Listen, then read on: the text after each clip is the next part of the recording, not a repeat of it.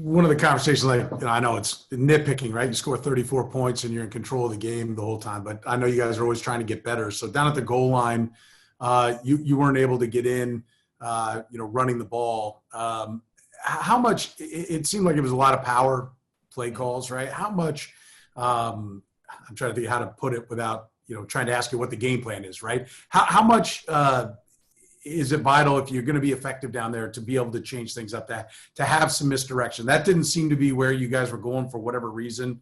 But how much easier is it when you kind of bring in some of the nuances you guys are known for that you didn't really seem to go to in the Texan game? Well, I can tell you, speaking from the running back perspective, we took it very personally that we didn't score. Because when you look at those, it was a situation where Clyde, again, with it being his first game in the NFL with no preseason, et cetera, live opportunities down there on the goal line.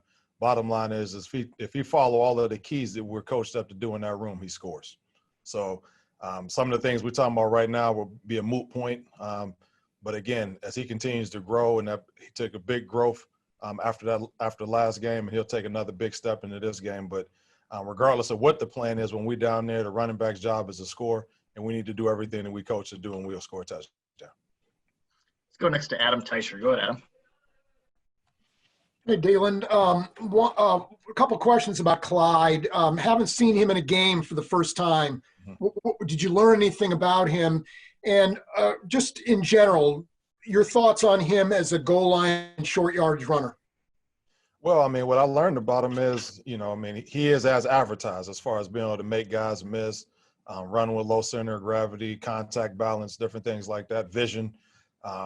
But also on the flip side is, we found out, he's a rookie. It was his first game he played, no preseason. So it was a bunch of things going on all at once in that game.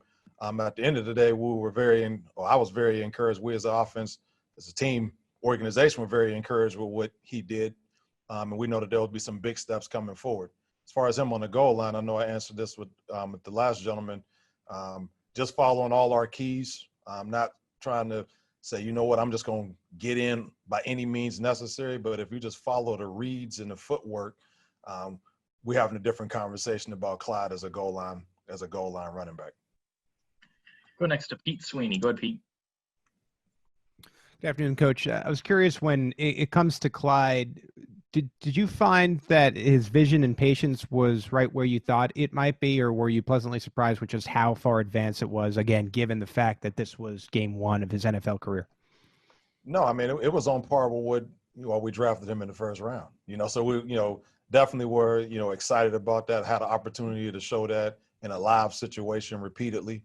Was definitely encouraged by that. Again, it's just the amount of growth that happens from your first full game to your second one. So that's the part that I'm excited about, that we're all excited about, is, man, he had some hiccups in the first game, that's to be expected, but here coming into this second game, he's really grown a lot. You're talking about just from the last game to the next practice that we had a few days ago, just learning and being able to see on tape, wow, I didn't do this, I should have did this, I can do this. It's going to be, I would expect there to be some bigger steps coming to this game too. Let's go next to Darren Smith and then finish with Matt Derrick. Go ahead, Darren.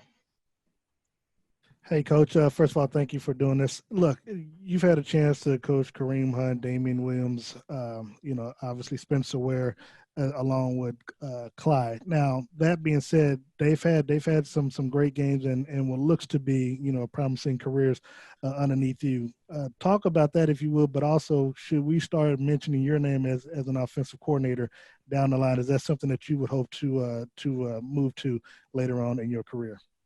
Yeah, just speaking about the first thing you said, being blessed to be able to come here to the Kingdom and have some great guys in college and be able to bring that knowledge here to the NFL with Kareem and the list of guys that you said. Very excited and was happy about having that honor to do that and to hopefully take those guys and advance them as players since they've been here while we had them. Being able to have that same opportunity with Clyde is definitely in effect right now. I knew of Clyde, knew his running back coach coming out of college. I'm excited to have him and what he's going to ultimately do. I think game one, we got a chance to preview into what that can be, keeping him level-headed, moving forward, trusting the process, and continuing to get better.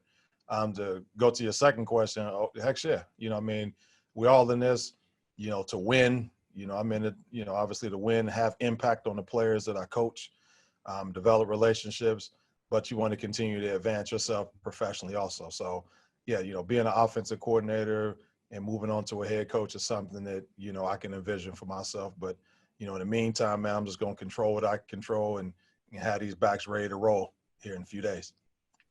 Let's go last to Matt Derrick. Go ahead, Matt. Hey, Coach, thanks for the time. I actually wanted to ask you about one of the guys that your group runs behind with Kelechi Osemele, because the EB called him a competitive prick a little bit ago. And I'm just wondering, you know, what is it about, you know, having a guy like that that's a brawler that helps out in the run game? And does having a guy like that you're, as a running back, you're running behind, give you a little bit of extra juice? Yeah, it does. I mean, because, you know, he's just a nasty guy up front, you know, and he going to do whatever it takes to move his man off the spot.